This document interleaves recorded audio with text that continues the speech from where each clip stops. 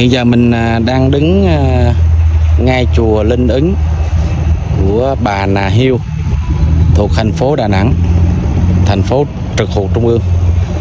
Mình quay quang cảnh từ trên núi xuống ha. Ở đây rất đẹp, không khí rất mát, núi non hùng vĩ.